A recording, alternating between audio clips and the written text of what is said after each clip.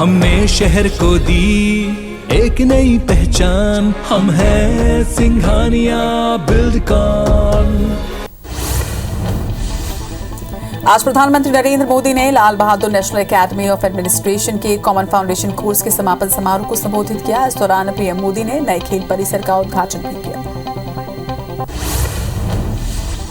G23 नेताओं की बैठक के बाद कांग्रेस नेता गुलाम नबी आजाद आज सोनिया गांधी से मुलाकात कर सकते हैं, जिसमें G23 नेताओं के प्रपोजल को पेश किए जाने की संभावना है। इस बैठक में राहुल गांधी और प्रियंका गांधी की मौजूदगी की भी संभावना है। माना जा रहा है कि गुलाम नबी आजाद से मुलाकात करने के बाद सोनिया गांधी कांग्रेस वर्किंग कमेटी की बैठक दोबारा बुला सकती हैं।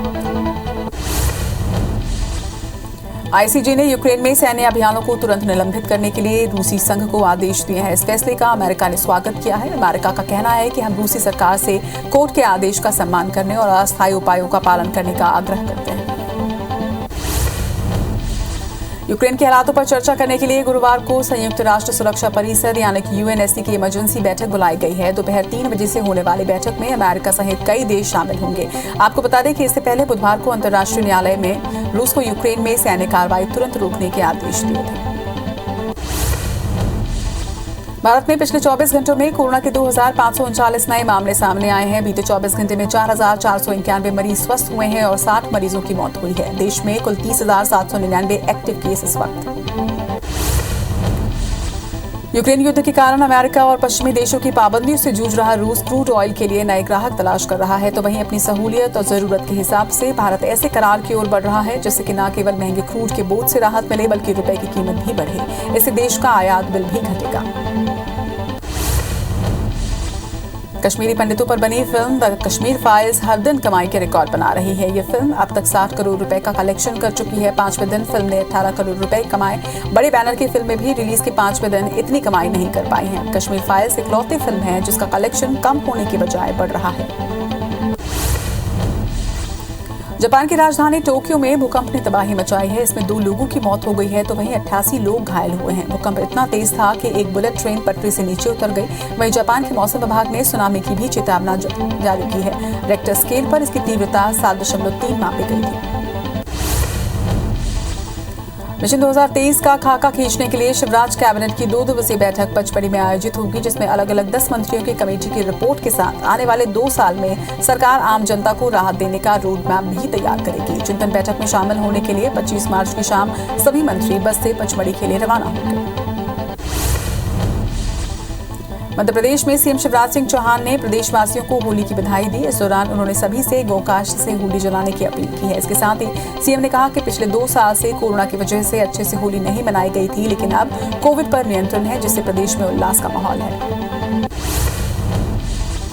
मध्य प्रदेश में सीएम शिवराज सिंह चौहान ने बीजेपी के लंबे समय तक मुख्यमंत्री रहने का नया रिकॉर्ड अपने नाम किया है। आज 17 मार्च को सीएम ने 15 साल 11 दिन पूरे किए हैं। इसके पहले ये रिकॉर्ड छत्तीसगढ़ के पूर्व सीएम रमन सिंह के नाम पर था, जो कि 15 साल 10 दिनों तक छत्तीसगढ़ के मुख्यमंत्री रहे। सीएम भूपेश बघेल आज दोपहर 2:30 बजे बलौदाबाजार पहुंचेंगे, जहां पर सीएम श्री कबीर संत समागम समारोह में शामिल होंगे। इसके साथ ही मुख्यमंत्री शाम 5 बजे रायपुर के प्रेस क्लब और सराफा बाजार के होली मिलन समारोह में भी शिरकत करेंगे। कवर्धा जिले के नक्सल प्रभावित गांव धूमा छापर में एसपी बैगा आदिवासियों के बीच पहुंचे। इस दौरान ग्रामीणों ने पारंपरिक तरीके से पुलिस के जवानों के साथ होली खेली। बता दें कि क्षेत्र में 2018 में पुलिस और नक्सली के बीच मुठभेड़ हुई थी, जिसके बाद से यहाँ के ग्रामीणों के मन में डर समाया हुआ है। मंडला जिले के ट्राइबल वेलफेयर टीचर्स एसोसिएशन के सदस्यों ने आज एनपीए की होली जलाकर अनोखा प्रदर्शन किया। इस दौरान संघ ने प्रदेश सरकार से राजस्थान, छत्तीसगढ़ की तरह एमपी में भी पुरानी पेंशन लागू करने की मांग की है। डूंगरगढ़ में चोरी का मोटर पंप बेचने के लिए ग्राहक की तलाश कर रहे 2 युवकों को पुलिस ने गिरफ्तार किया। आरोपी के पास से पुलिस ने 2 मोटर पंप जब्त किया है, जिसकी कीमत करीब 30,000 रुपए बताई जा रही है। फिलहाल पुलिस ने दोनों को गिरफ्तार कर जेल भी भेज दिया। मध्य प्रदेश में राजस्थान और गुजरात से आ रही गर्म हवाओं के कारण भीषण गर्मी पड़ने लगी है। वहीं देश में चौथा सबसे गर्म शहर नर्मदापुरम का पारा 42 डिग्री तक पहुंच चुका है, तो वहीं राजगढ़, रतलाम, खरगोन और धार में भी 40 डिग्री से ज्यादा तापमान दर्ज किया गया। मौसम विभाग ने कई जिलों में लू के लिए अलर्ट भी जारी किया है। देवास में हाई सिक्योरिटी जोन में बैंक नोट प्रेस से करीब 90 लाख 59,000 रुपए के नोट चुराने के 4 साल पुराने मामले में आरोपी डिप्टी कंट्रोलर मनोहर वर्मा को न्यायालय ने आजीवन कारावास की सजा सुनाई है। आजीवन कारावास के साथ ही करीब 75,000 रुपए का अर्थदंड भी न्यायालय ने दिया है। खंडवा में होली और शब बारात के त्योहार को शांतिपूर्ण तरीके से आयोजित करने की अपील करते हुए पुलिस ने आज फ्लैग मार्च निकाला। इस फ्लैग मार्च में पुलिस के सभी बड़े अधिकारियों समेत बड़ी संख्या में पुलिस जवान शामिल रहे। मार्च में पुलिस के दंगा नियंत्रण वाहन और विशेष पुलिस दल भी शामिल रहे। धमतरी जिले में होली पर शांति व्यवस्था बनाए रखने के लिए पुलिस प्रशासन ने संदिग्ध लोगों को थाने में बुलाकर सख्त चेतावनी दी है, जिससे आम लोग खुशहाली से होली का त्योहार मना सके। वहीं पुलिस प्रशासन का कहना है कि जिले में शांतिपूर्ण होली पर्व को लेकर पूरी तैयारी कर ली गई है और संदिग्ध लोगों पर पुलिस की पैनी नजर रहेगी। पत्थलगांव में शादी समारोह से एक नाबालिग का अपहरण कर उसके साथ 6 लोगों ने सामूहिक दुष्कर्म किया है। घटना की जानकारी लगते ही पीड़िता के परिजनों ने पुलिस को सूचना दी। वहीं बागबहरा थाना पुलिस केस दर्ज कर जांच शुरू कर चुकी है। बालाघाट में एक ग्रामीण के घर में तेंदुए के आने से हड़कंप मच गया। वहीं मामले की जानकारी पर वन विभाग के उड़नदस्ता और विशेषज्ञों की टीम मौके पर पहुंची और रेस्क्यू कार्य शुरू किया। घटना वारासिवनी वन परिक्षेत्र की बताई जा रही है। पेंड्रा में होली से पहले मिलावटखोरों के खिलाफ जिला प्रशासन ने कार्रवाई की है। इस दौरान गौरला पेंड्रा के रेस्टोरेंट, किराना और डेली नीड्स की दुकानों में मिठाई, नमकीन समेत चाय पत्ती, बिस्किट के सैंपल जब्त किए गए। जिला प्रशासन और खाद्य सुरक्षा की टीम ने 6 से अधिक दुकानों पर कार्रवाई की। मध्य प्रदेश बीजेपी के नए संगठन महामंत्री हितानंद शर्मा को बनाया गया है। फिलहाल शर्मा सह संगठन महामंत्री के पद पर नियुक्त हैं। इसके पहले संगठन के महामंत्री सुहास भगत थे। बता दें कि 13 मार्च को सुहास भगत की बीजेपी से संघ में वापसी हुई थी। मनेन्द्रगढ़ के मेंद्राडोल इलाके के तालाब में एक लापता नाबालिग की लाश मिली है। बता दें कि कल से ही चिरमिरी के हल्दीबाड़ी से युवक लापता था। मामले में मनेन्द्रगढ़ पुलिस ने केस दर्ज कर जांच शुरू कर दी है। बैतूल में वर्मा ट्रैवल्स की एक बस में अचानक भीषण आग लग गई। आग लगने से पूरी बस जलकर खाक हो गई। वहीं बताया जा रहा है कि बस भोपाल से हैदराबाद जा रही थी। तभी रात करीब 9 बजे बस में आग लग गई। सभी यात्रियों को सुरक्षित बाहर निकाल लिया गया।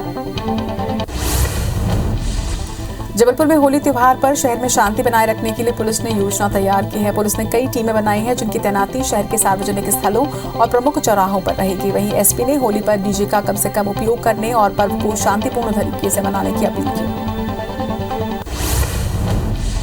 छत्तीसगढ़ के पहले सी मार्ट की शुरुआत अंबिकापुर में की गई, जहां पर गौठानों में बने लोकल उत्पादों के साथ साथ महिला स्व सहायता समूह द्वारा तैयार अलग अलग तरह के उत्पाद बेहद कम दर पर मिल सकेंगे। सी मार्ट में खादी के कपड़े, स्थानीय स्तर पर बनाए गए बेहतरीन उत्पाद, कलाकृति के रूप में मिट्टी के बर्तन, बांस से बने सामान के अलावा गौठानों में तैयार उत्पाद भी मिलेंगे।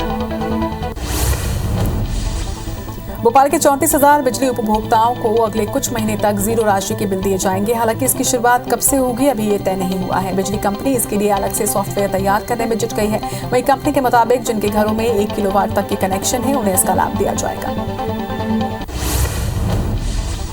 अंबिकापुर की सरगुजा पुलिस ने सालों से गुम हुए 100 से ज्यादा मोबाइल को मोबाइल धारकों को वापस लौटाया है, जिसे पाकर उनके चेहरे में खुशी देखते ही बनी। दरअसल सरगुजा पुलिस की टीम मोबाइल खोज अभियान चला रही है, जिसमें गुम हुए मोबाइल की तलाश कर मोबाइल धारकों को वापस लौटाया जा रहा है।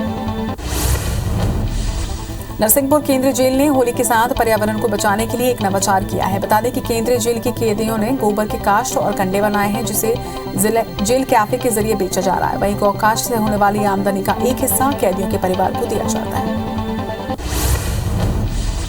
भोपाल में पुलिस कमिश्नर सिस्टम के तहत क्राइम ब्रांच ने रिहा हुए कैदियों की क्लास लगाई। इस दौरान 100 से ज्यादा रिहा कैदियों से व्यवसाय, पहचान पत्र समेत बायोमेट्रिक दस्तावेज लिए गए। इसके साथ ही उन्हें आगे से किसी भी अपराध में शामिल नहीं होने की सख्त नसीहत भी दी गई। बता दें कि पुलिस ने ये मुहिम जेल से रिहा हुए कैदियों की सक्रियता जानने के लिए चला रही है। गुना शहर के बीच से गुजर रही गुनिया नदी का अस्तित्व अब खतरे में है। गंदगी के चलते नदी नाले के रूप में तब्दील होती जा रही है। वहीं इसे लेकर तमाम जिम्मेदार अधिकारी मौन हैं।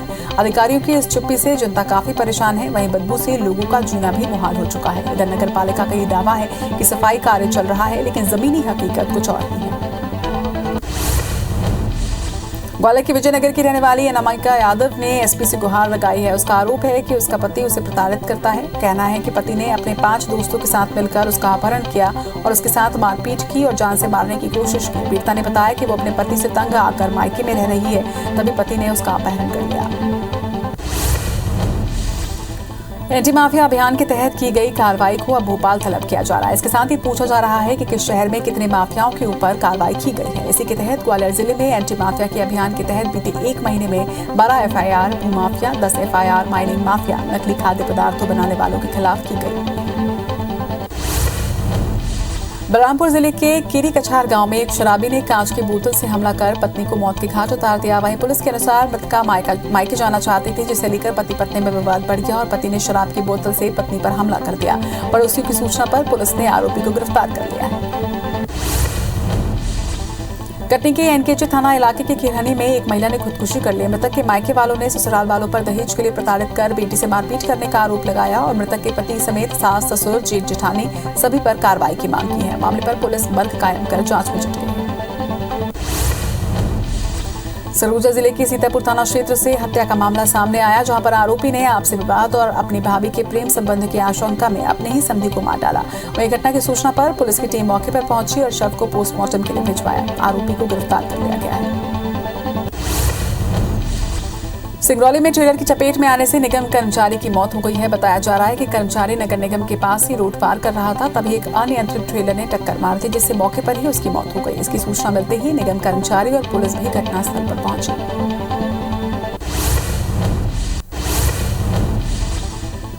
सरगुजा के सीतापुर थाना क्षेत्र में तेज रफ्तार ट्रक चालक ने एक युवक को कुचल दिया, जिससे उसकी मौके पर ही दर्दनाक मौत हो गई। घटना को अंजाम देने के बाद ट्रक चालक फरार हुए। वहीं पुलिस ने फरार आरोपी के खिलाफ मामला दर्ज कर जांच शुरू कर दी है।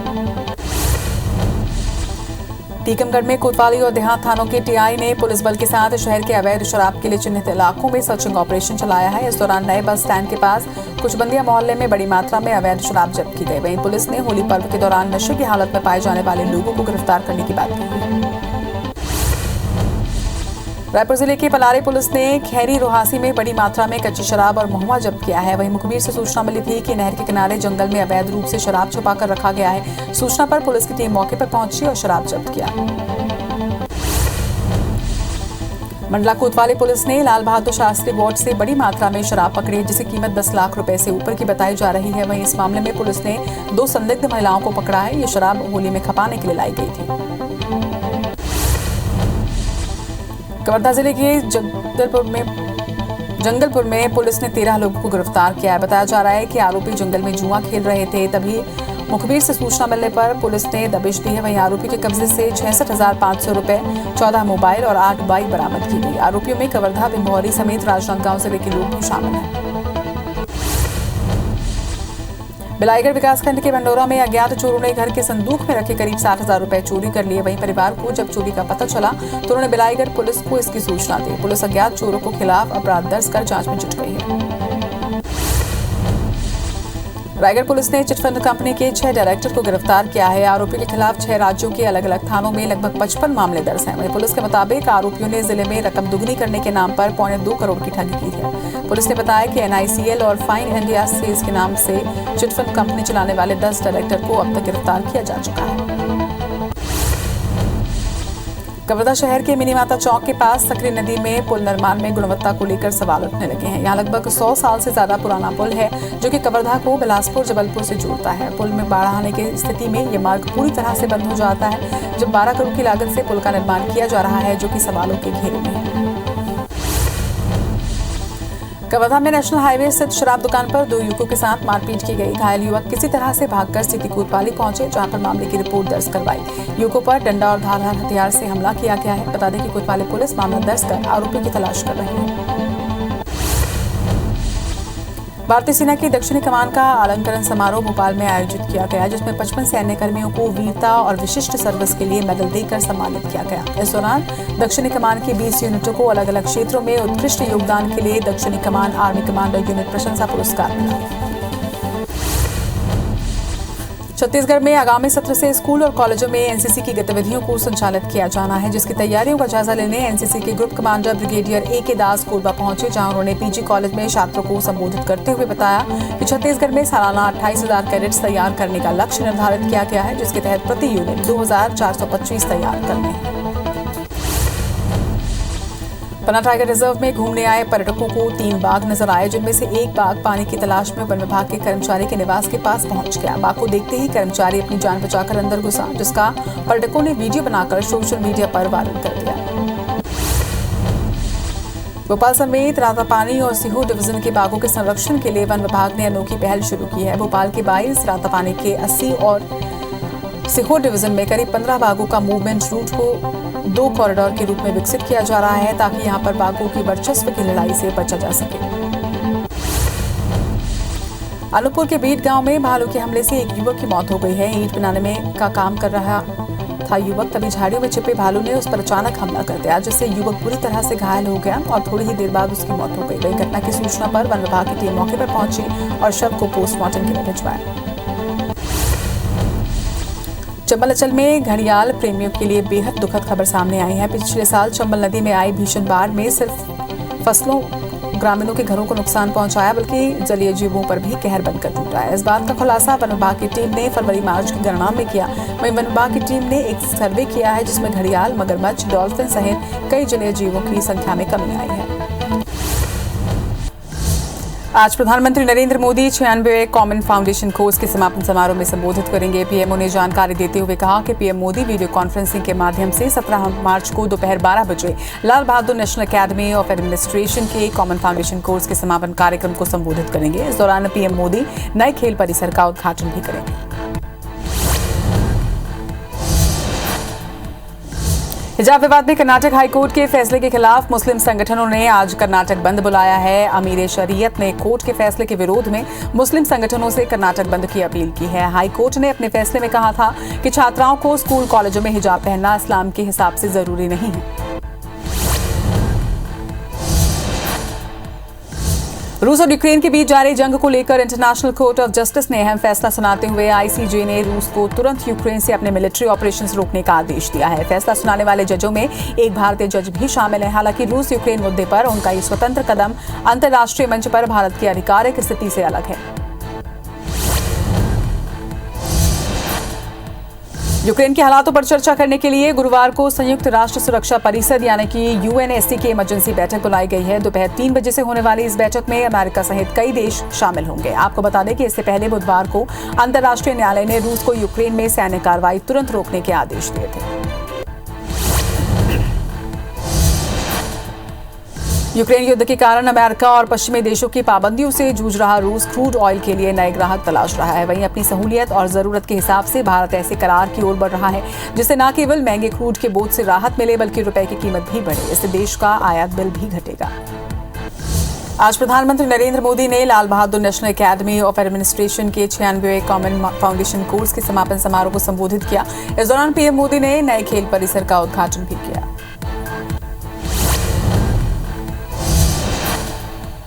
G23 नेताओं की बैठक के बाद कांग्रेस नेता गुलाम नबी आजाद आज सोनिया गांधी से मुलाकात कर सकते हैं, जिसमें G23 नेताओं के प्रपोजल को पेश किए जाने की संभावना है। इस बैठक में राहुल गांधी और प्रियंका गांधी की मौजूदगी की भी संभावना है।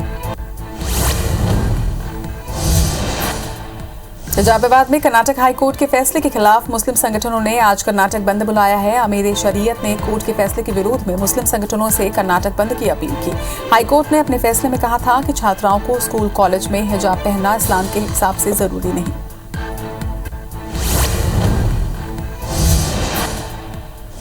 रूस और यूक्रेन के बीच जारी जंग को लेकर इंटरनेशनल कोर्ट ऑफ जस्टिस के अहम फैसला सुनाते हुए आईसीजे ने रूस को तुरंत यूक्रेन से अपने मिलिट्री ऑपरेशन रोकने का आदेश दिया। फैसला सुनाने वाले जजों में से एक भारतीय जज भी शामिल है। हालांकि रूस यूक्रेन मुद्दे पर उनका ये स्वतंत्र कदम अंतर्राष्ट्रीय मंच पर भारत की आधिकारिक स्थिति से अलग है।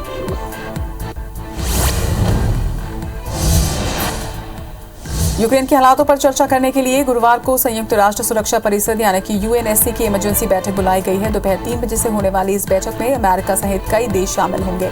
आपको बता दें कि इसके पहले बुधवार को अंतर्राष्ट्रीय न्यायालय ने रूस को यूक्रेन में सैन्य कार्रवाई तुरंत रोकने के आदेश दिए थे।